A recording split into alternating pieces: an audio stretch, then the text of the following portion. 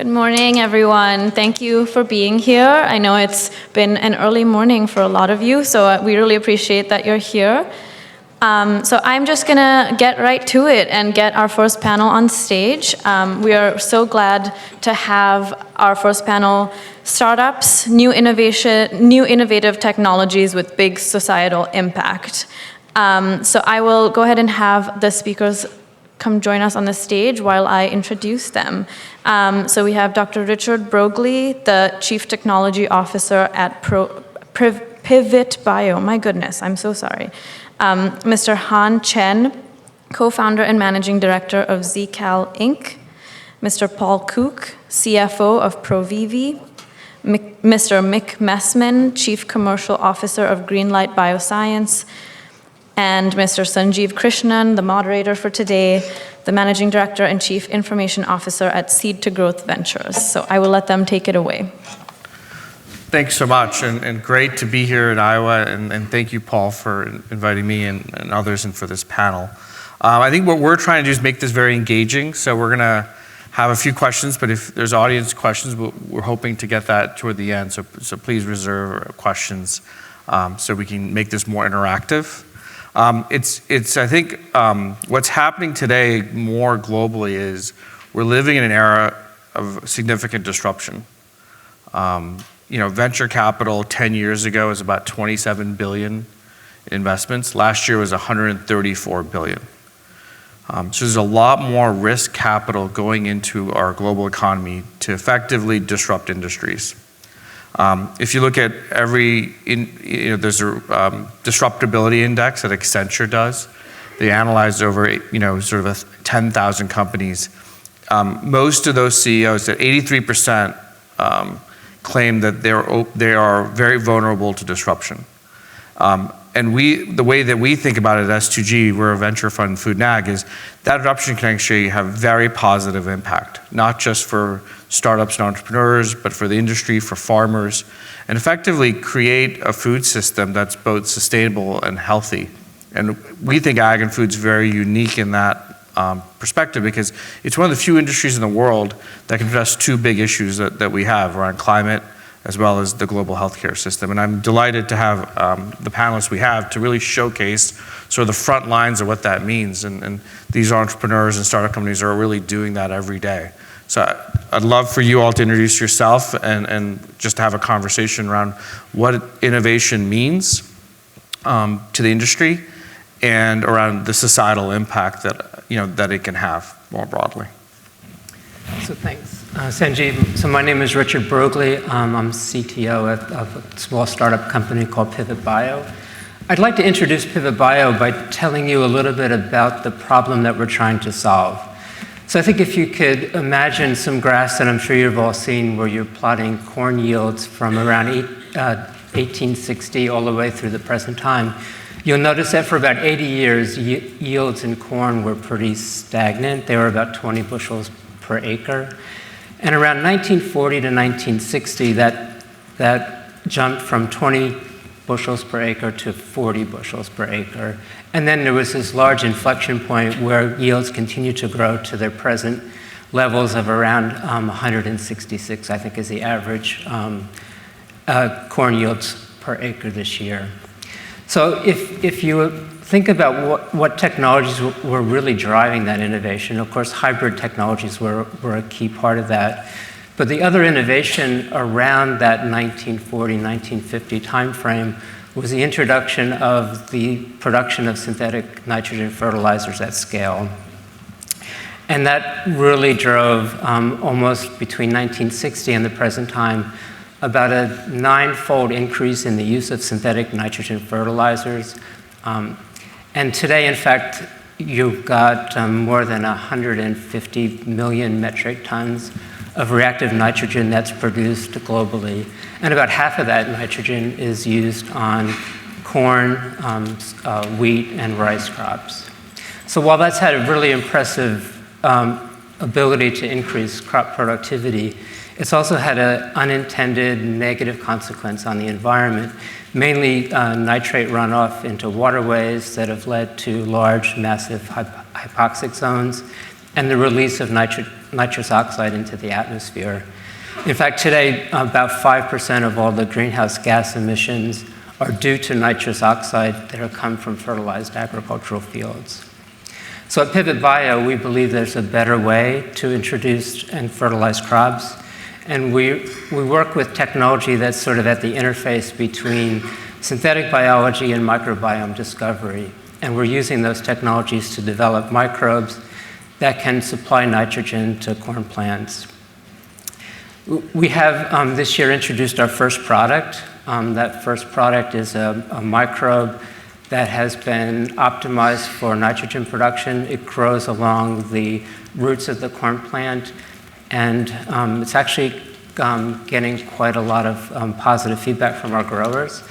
And what we have in our pipeline are strains now that will produce 20 to 40 times more nitrogen than our current first product. And our goal at Pivot Bio is really to be able to replace synthetic nitrogen fertilizers with microbes that can produce and feed crops on a regular basis.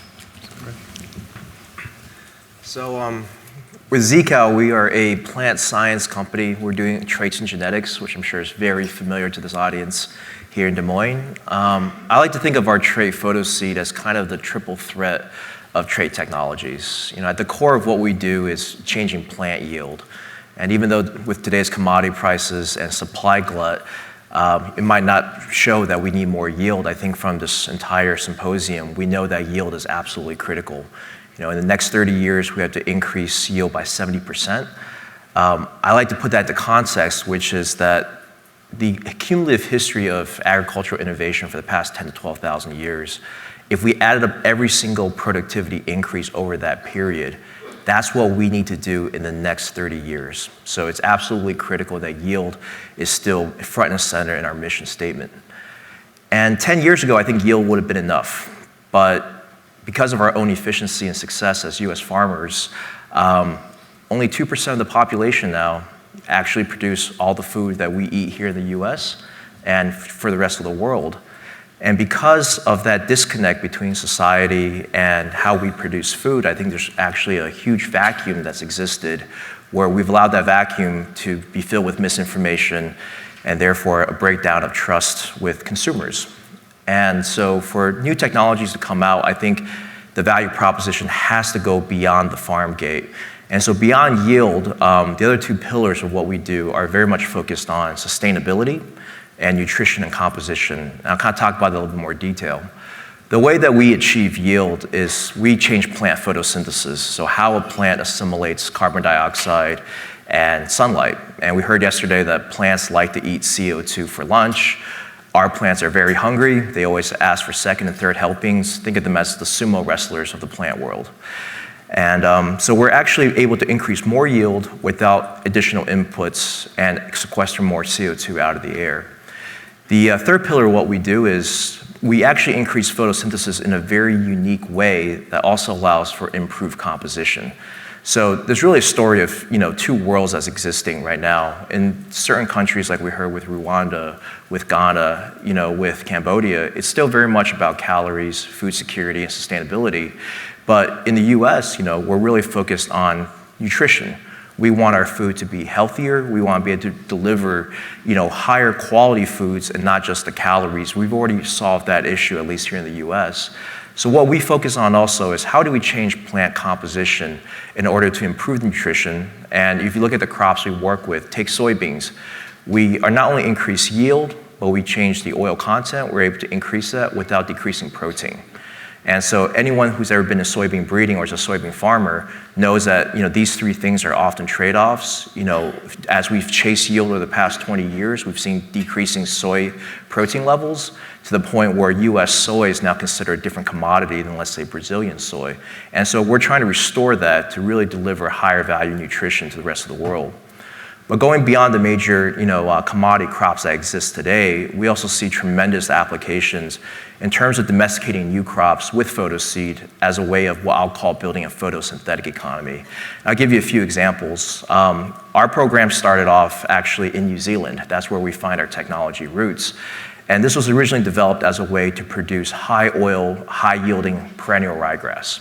So New Zealand has an energy deficit. They're not able to produce, the same high energy crops that we have here in the U.S. with corn and soy. But, they wanted to change our grazing system into one that could deliver the necessary energy density.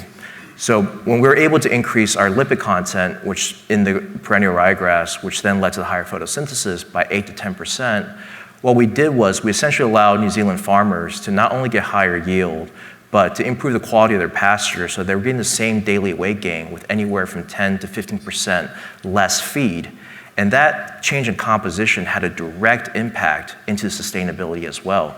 From just eating less feed to get the same productivity, we were putting less nitrous oxide that was contaminating our waterways. By changing the ration and the diet to have higher lipids and more energy, we were reducing the amount of methane that we were releasing into the air with our ruminant animals. And to put that into perspective, in a small country like New Zealand, if every acre of ryegrass was converted to photoseed, it would be the equivalent of taking 2 million cars off the road permanently. So imagine as that scales up to other countries in the US and Latin America, and the list goes on. High oil corn, changing corn into both a feed product, ethanol, co-productize it with biodiesel, same with sugarcane. We recently closed an investment round this year with Canopy Rivers, which is the venture arm of Canopy Growth, the largest cannabis company. Our focus goes beyond, the CBDs, THC, secondary metabolites, into really thinking about hemp as a new industrial crop with a lot of different uses, building materials, biofuels. And the way that they think about it is, imagine if you picked up a CBD Corona and you're drinking that CBD-infused beer, but that label was made with renewable hemp that has far greater sustainability characteristics than using cotton or forestry, that the factory that it was built with was made with hempcrete, and that the trucks that were used to deliver that bottled beer was powered by hemp biodiesel. And those are real value propositions that I think we're going to pass on to consumers, which is going to help reconnect society with how we produce. And at ZeaKal, we want to become a cornerstone of being able to solve not only the need for food security, but also how we do that sustainably with our current environmental challenges. Well, I'm Paul Cook. I'm a Chief Financial Officer of Provivi. At Provivi, we make pheromones. Pheromones are, we didn't invent pheromones. Pheromones were invented by insects.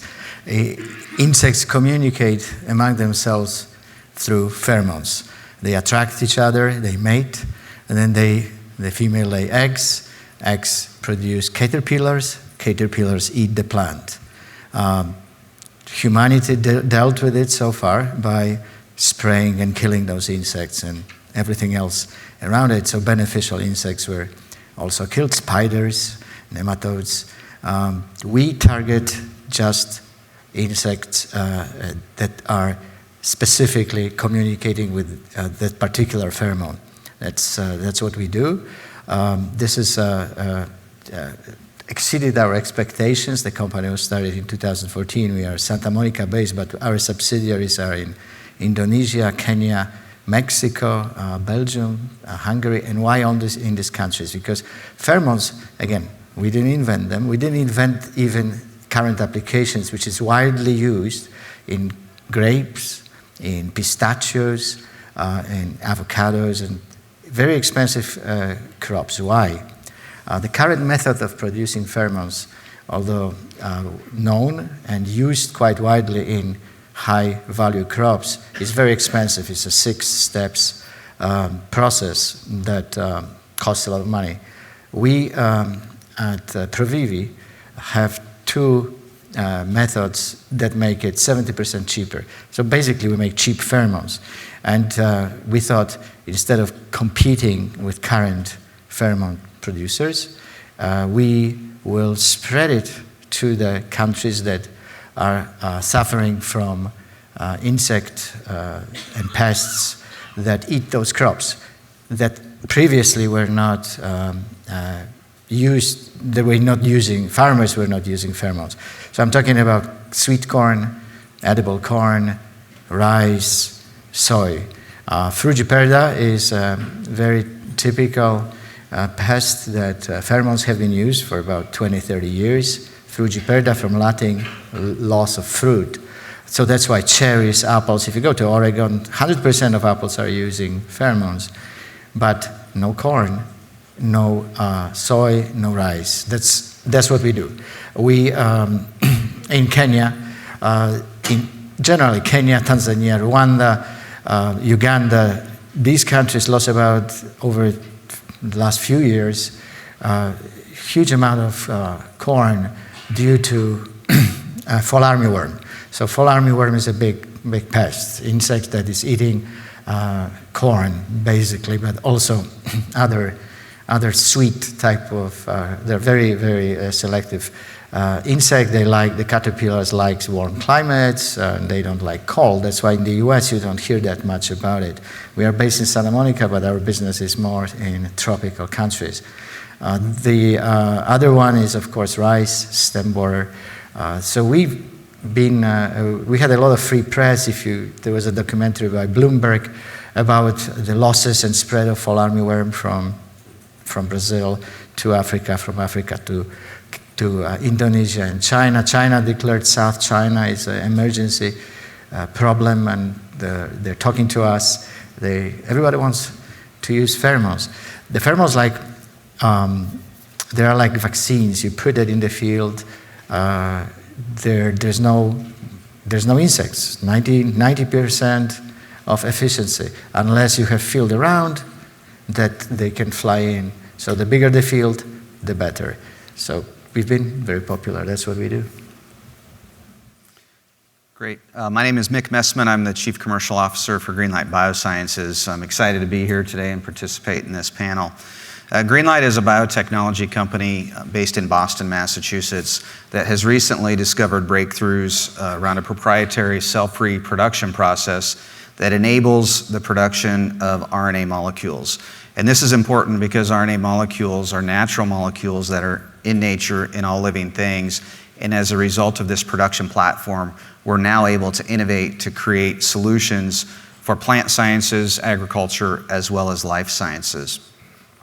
The problem we're working to solve is to create performing biological products that allow farmers to control insects and diseases while balancing and protecting the natural resources on their farm.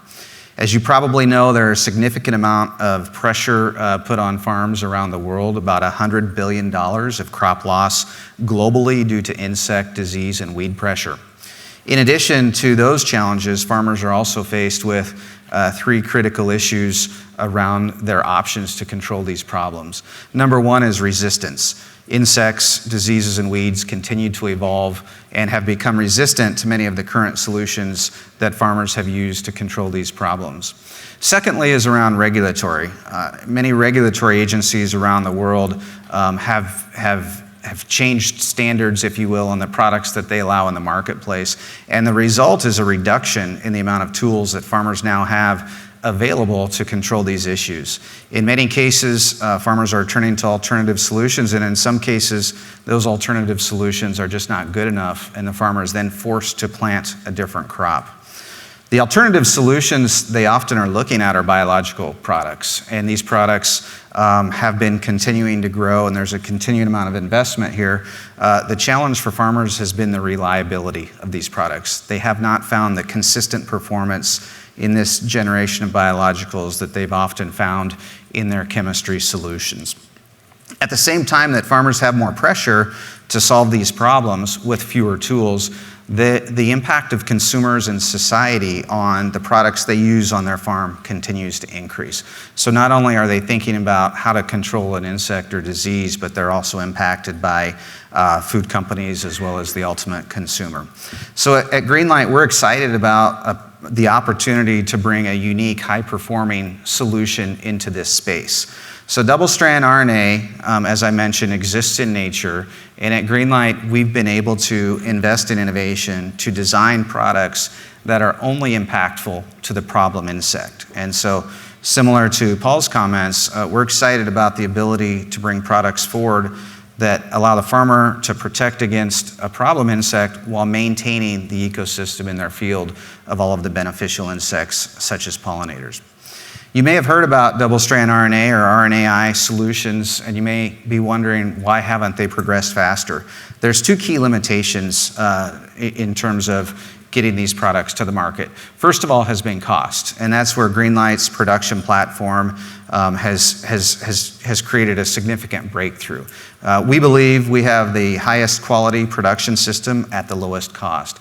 And what that enables then is innovation to create solutions for farmers that are profitable for the farmer as well as the channel.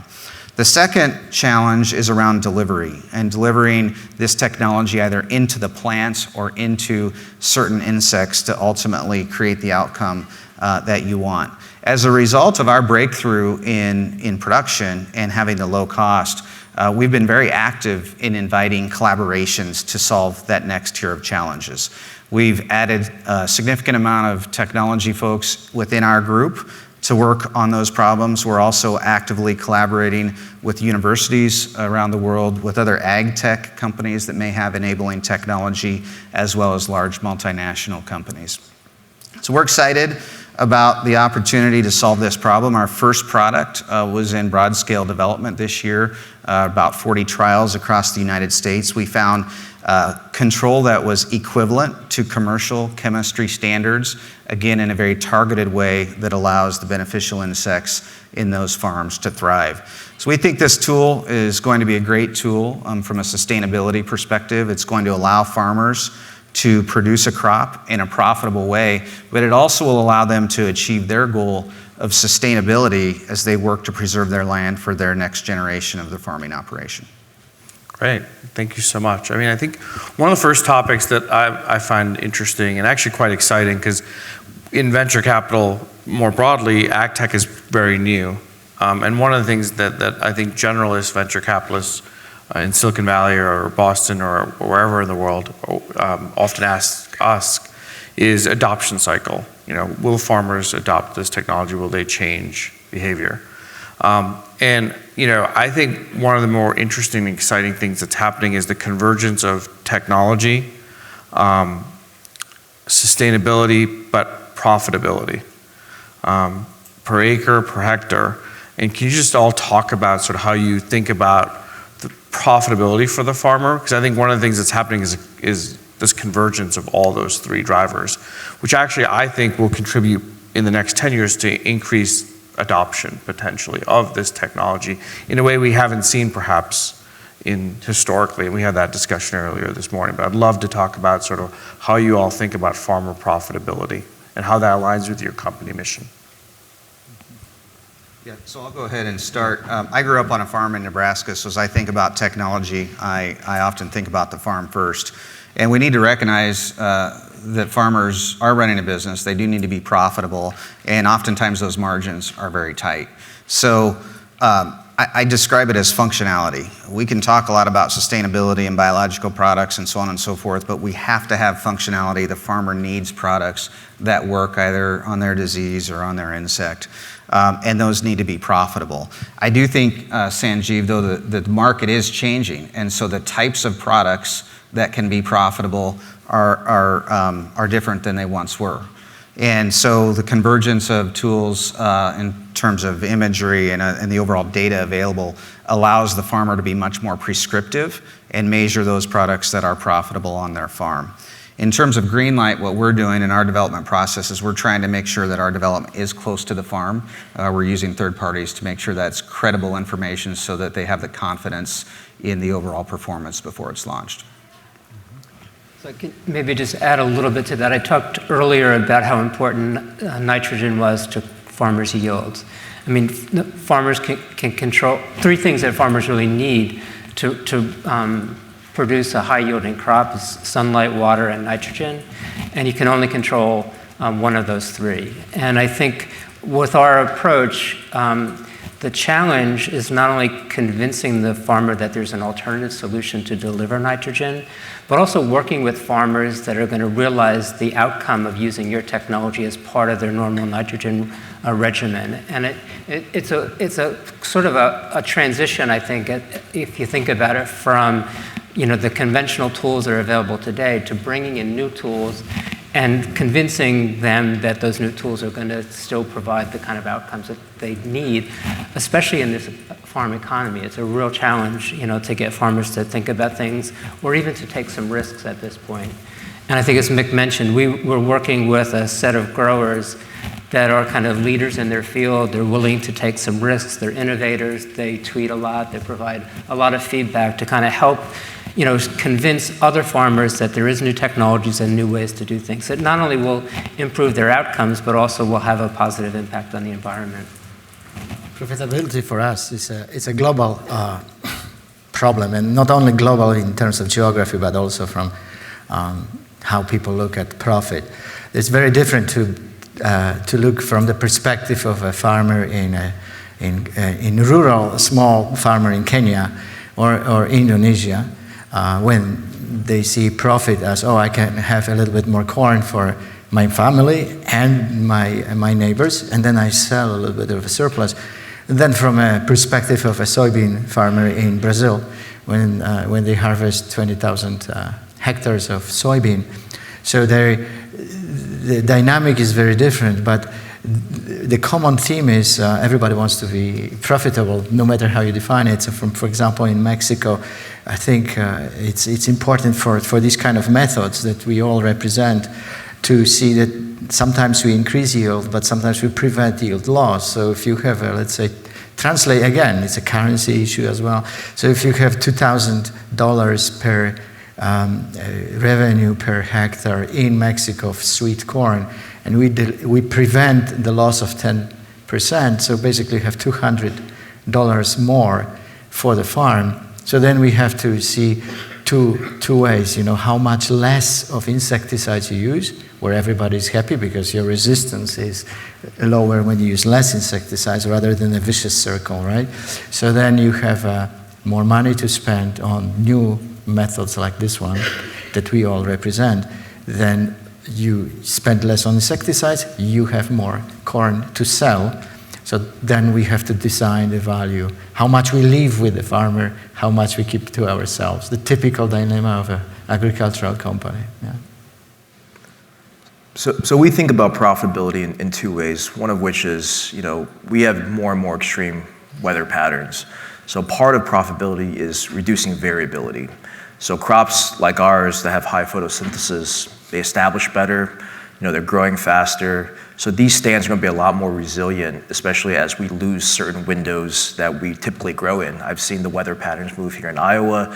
The varieties of corn or soy you might have planted even 2 years ago probably didn't fit very well with the weather that we've had this year. So part of profitability is giving farmers tools or technologies to make weatherproof or climate-proof, a lot of the genetics are embedded in the breeding and the seed. I think the second part of it is, if you look at the major commodity markets and the importance of them, we really haven't allowed these major commodity markets to move away from being a commodity. And, the genetics and the technologies that are there today really can enable these seeds as platforms to deliver very novel, whether that's healthier food, whether that's therapeutics, whether it's, as a basis for industrial production. All these things exist, but it required us to rethink how our global supply chains work. So what we're trying to do at ZeaKal is to, ensure that these traits or these output qualities are going to be captured not only at the farm level, but that they're going to be priced throughout the value chain all the way through to the consumer. And as the consumer makes these choices, when the consumer feels empowered that the products that they buy has a smaller carbon footprint that's healthier for them, and they're willing to pay that premium on it, is that we want to ensure that that technology value that's created at the farm level, but that's being appreciated at the consumer level, is being translated throughout that value chain. And a lot of this was just systematically, we couldn't do this 10 years ago with the technologies that we had, but with digitization, traceability, blockchain, all these other enabling technologies, I think for the first time, we're able to now capture value and the components of that value and the margins and what was previously just commodity crops. I think that's going to move profitability in a huge way for farmers. Yeah, no, I'm glad you brought up consumer because that's where I was going next. In the US, as an example, there's 65 categories in a grocery store, so dairy, cereal, snack food, et cetera.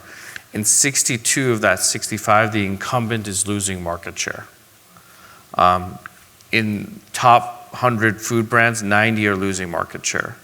I think the top 20 CPG CEOs, I think 19 have been either left voluntarily or involuntarily in often the case. So there's significant sort of consumer preference change disrupting, and Wall Street's starting to recognize this. Downstream food companies are starting to recognize this.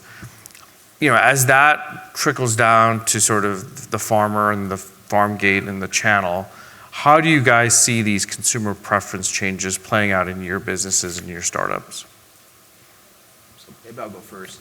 With the, as I mentioned earlier, because the value of agriculture, in the past 20 years stopped at the farm gate, we kind of left this vacuum. We didn't really connect with the consumer because the farmer was our customer. The farmer knew the good that they were doing. They knew the mission that they had to feed the world. But it kind of stopped there. And as a result, I think we've allowed that vacuum to be filled, as I mentioned earlier, with misinformation. And that consumer voice is getting a lot stronger. And so I think as an industry, we can no longer ignore it. And unfortunately, I think that consumer pressure has led to policy regulations that really have been based in science and really have been favorable for us to meet this mission of feeding the world. But I also see it as an opportunity. I think ultimately the consumer is making rational choices. They are thinking about things that are measurable and tangible.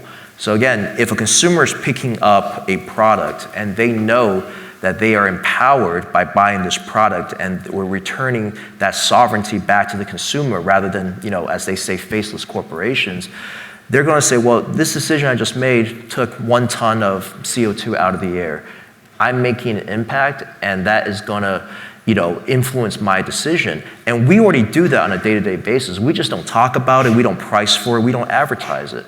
So I think with this consumer transparency, as we begin to connect and relate and to really discuss what it is that we do on a daily basis, because all these things can be measured, I think it's going to re-change that relationship and dynamic. I think it's going to reconnect agriculture ultimately with society and take away a lot of this demonization of agriculture as the culprit of the world's problems rather than the solution.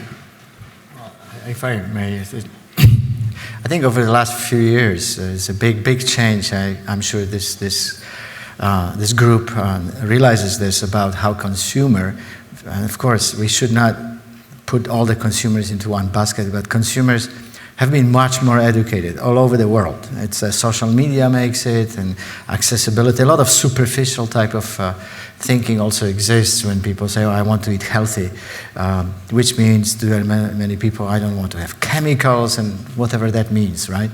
I think what is important is the consumer wants to know what they eat, how it goes back to the very beginning of the supply chain.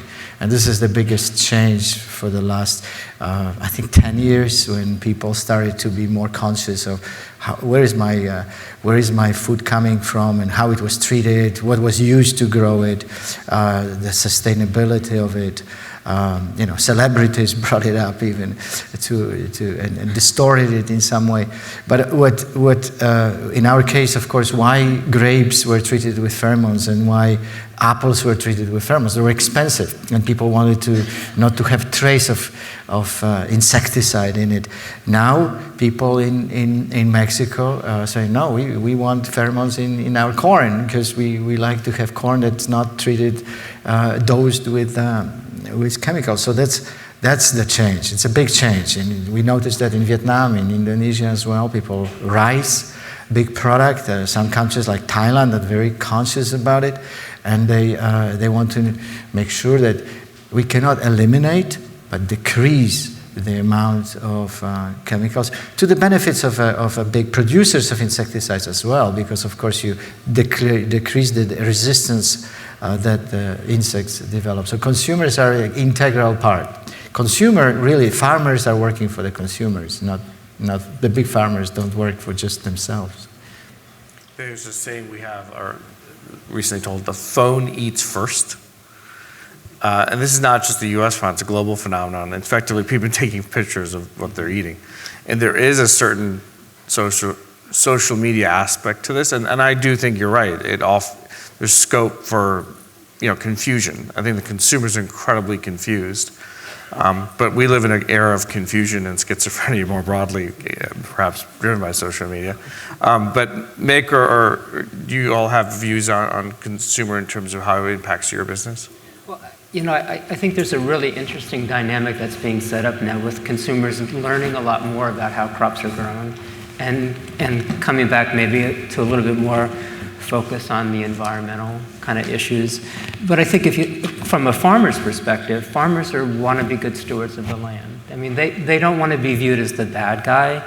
And there are sort of limitations to the kinds of technologies that they can use to continue to be profitable, to continue to produce the amount of food that's needed to feed a growing population. So I think, that's one of the challenges for, disruptive technologies, where you can come in and just give the farmers alternatives and find a way to connect that input that you're doing to the farmers and showing, the consumers that these crops are being grown in a different way. There's more of a positive environmental impact. I mean, there's a lot of opportunity to kind of create that and bridge that gap. But right now, I don't think the technologies exist because it's kind of like, here's one approach, here's another approach, and we've got to bridge that in a way that's profitable for the farmers as well. Yeah, to build on the previous comments, certainly the consumer influence, if you will, is heard, and we think about it as we develop our product concepts. So while some of the opinions, if you will, are science-based, others are emotion-based. And so when we develop a product, we're not thinking only about the farmer, we're thinking about what attributes matter to the entire value chain. An example would be the overall active ingredient load in the market. And an exciting thing with double-strand RNA is we believe we can provide control with about 10x lower amount of active ingredient on the market than other products. And so what that means for us at this stage is not only do we need to be proving that the products work from an agronomic perspective, but we are developing relationships with food companies, and we're getting that voice of consumer. And as we move closer to launch, I think one of the challenges for emerging ag tech companies is smaller organizations is to create that coalition so that consumer voice is heard and that you have the proper education in place. Many of these technologies are first-of-kind technologies. And so while we often focus on the benefits that we provide over some of the historical technologies, we're also going to need to have an education plan in place and the right relationships in place so that consumers perceive this technology to be a positive step forward. We do see, that supply chain is the new marketing, and there is going to be more, I think, spotlight on the supply chain for both grocers and brands to try to differentiate themselves. The other thing that I think, in addition to the consumer, that's a key stakeholder in sort of the future food system is the regulator. In our investments in the ag input side, regulatory drivers are one of the key sort of considerations we have, both on the chemical side but on the biologic side as well. How do you all see, regulation globally? Because I think this is not just a U.S. or even a European issue, but it's a global issue. How are you, navigating sort of global regulatory considerations as you build your businesses? Well, from a GreenLight perspective, I'll go ahead and start. So we're focusing our first launch in the United States. The reason we're doing that is because it's the most predictable regulatory environment. We also see the United States as being on the front end of approving new products under biocontrol type labels. So we're working closely with them. At the same time, the farmers in Europe probably need our technology more than the farmers in the United States because of the reduction in tools that they've faced. And in that case, there is not a clear regulatory path forward. So for new technologies and some of the biological type products, as first of a kind, the regulatory process isn't necessarily set. So it's an unknown and something that we're working towards. Certainly, it's important, but the unpredictability of the global regulatory environment is a challenge. I'll add to that in the sense that for biological products, I'd say the regulatory environment is very murky. One of the technologies that we use to kind of reactivate the ability of microbes to fix nitrogen is that we remodeled the genome. These are not genetically modified organisms. There's no transgenic input into it, but we do move pieces of the genome around a little bit.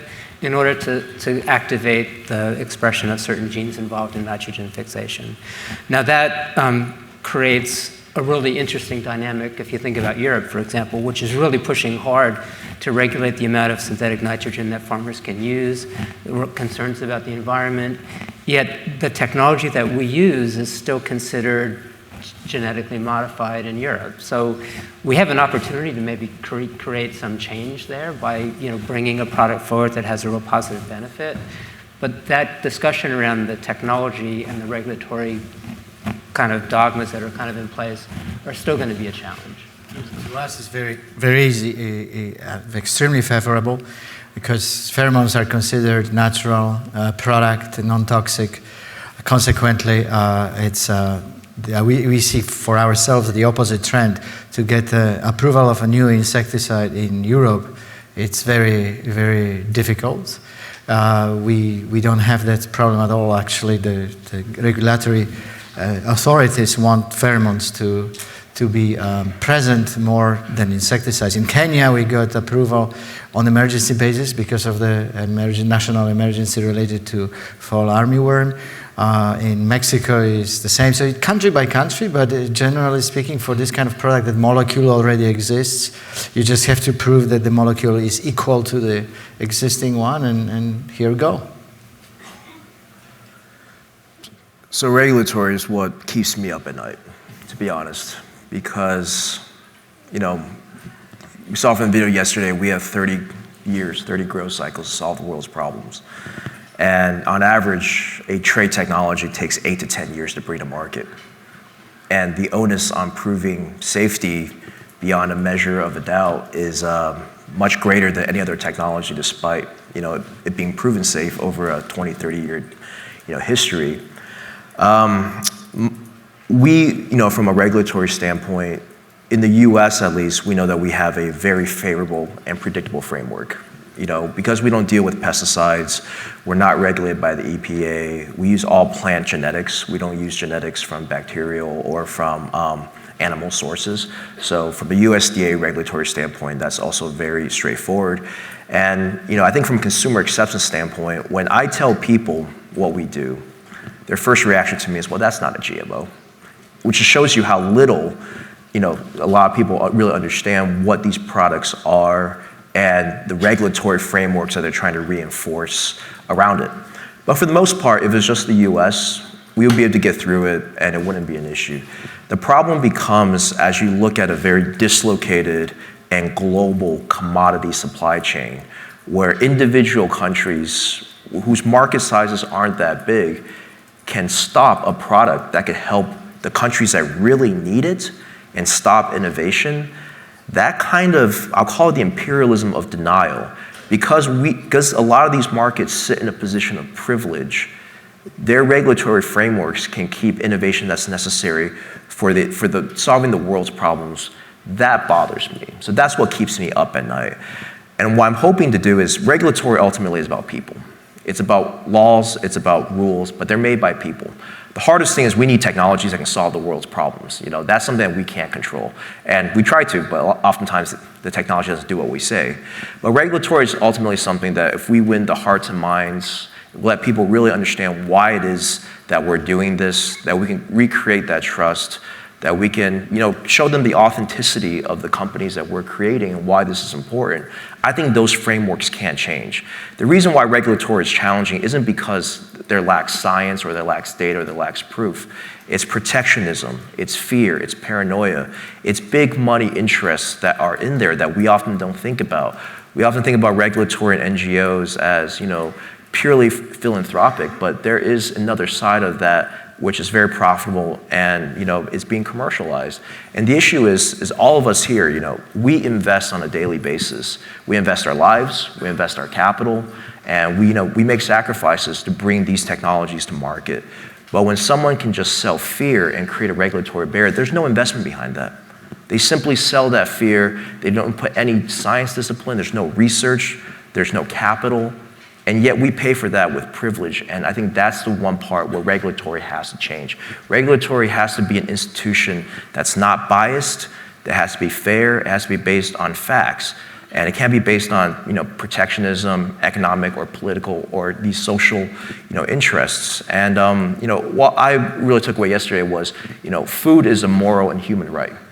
And so if we continue to use food as a bargaining chip in some of these, political aspects, including regulatory, it's not fair to the mission of humanity. But,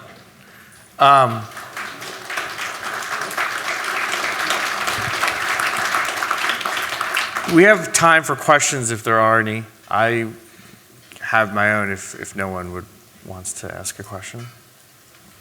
Any questions? Go ahead. Yeah, come over there. I think hopefully that mic is live.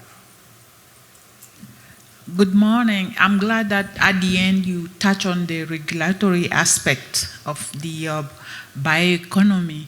To Mr. Chen, the soybean industry is heavily supplemented with methionine, which is an amino acid that is very deficient in soybean meal, although the protein is very, very high. Your strategy of harnessing the photosynthetic capacity to increase the harvest index is very, very good.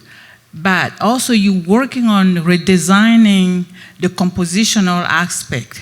What are your strategies to include in your work the quality of the protein, meaning looking at the essential amino acid level, especially the methionine, which is a key critical amino acid in human homeostasis? That's a great question, and as much as I would like to say that we could solve that issue and take credit, it's not something within our technology portfolio and wheelhouse at this point. For us, it's really about overall protein quality and levels to make sure that we're breaking the cycle of oil, protein, and yield. But you're absolutely right. Soy, despite being a great crop, does have its shortcomings. And from that perspective, at ZeaKal, we take a broader approach, which is we would love to see photoseed really across different species as well. And if you think about why we choose soy, it goes back to everyone here as venture-backed companies, soy is the largest acreage crop. Does that mean that our technology adds the most value in soybeans? Not necessarily. If you actually looked at the human impact of it, I would love to see, photoseed bridge the yield gap for crops that haven't gotten the same level of investment or attention as soy and corn, just because the market sizes are a lot smaller. So from one perspective, I see it as how can we enable other crops, maybe ones more balanced for human nutrition rather than just animal feed, to be commercialized with our technology. The second part is, as we enable farmers, to regain profitability, we're losing tools on a year-by-year basis with the technologies that we've had. So not only do we have to increase yield, we have to make up those deficiencies from certain chemistries going off the market, certain genetics losing their efficacy. So by restoring profitability, this is an ecosystem. We're going to start restoring investment back down to the research level. And I'm hoping targets like these, as we restore profitability, will get the funding necessary, that there'll be add-ons. So ZeaKal won't solve all the world's problems, but I'm hoping that we can change the dynamics enough that it's going to allow other people to solve those problems. Thank you. As a plug, if anyone does, we have an investment in a poultry company and they always want higher methionine solutions. So if anyone does have that, come to us. We'd be interested to pilot it and maybe fund it. But it's a great question because we do need higher methionine sources. Hi. I have a question about the business model of farming and how you look at that. I grew up in a farm in Nebraska as well. And every time I talk to a farmer, I say, what do you want to do with the farm in the future? How do you grow it? It's normally we need to increase yield or increase acres. It's kind of always the answer. And in both the United States and abroad, the farming model is normally a price taker model. And all your technologies are very exciting, but I'm curious on your perspective of, is that business model of farming, is that sustainable? Is that going to continue? Or do you see major changes in how that model evolves as your technologies come out and as we work to solve these problems? Thank you. Yeah, so I'll take the first stab at that. So from a GreenLight perspective, we're really focused on technology And I often do get that question from our board around the business model.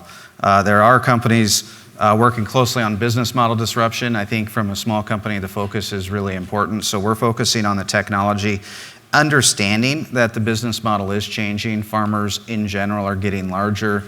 Distribution is changing. There's consolidation at all levels of the industry.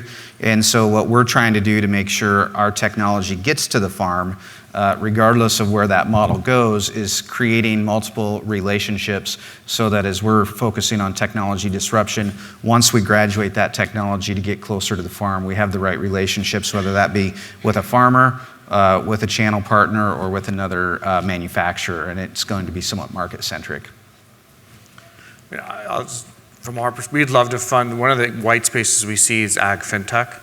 As agriculture goes from data poor to more data, I think precision ag has definitely an opportunity, but the next order consequence is sort of agriculture and financial technology, and to help farmers reduce risk and improve cost of capital. So absolutely, business model innovation in farming is a huge opportunity, and I think some of the speakers of the next panel are actually going to talk about that, whether it's output-based pricing or other opportunities. So I think we've got about 30 seconds. I want to thank the panelists and for the audience for coming today, and I think it was a great discussion around sort of the future of farming and food, and to solve sort of humanity's greatest problems. And I think agriculture and food is a unique industry. It's not like the electron industry or the water industry or the transportation industry. It really does, and I fundamentally believe it has the opportunity to both address the issues around climate change and human health. And I think that places this industry that you all work in a very unique spot in the global economy. So thank you.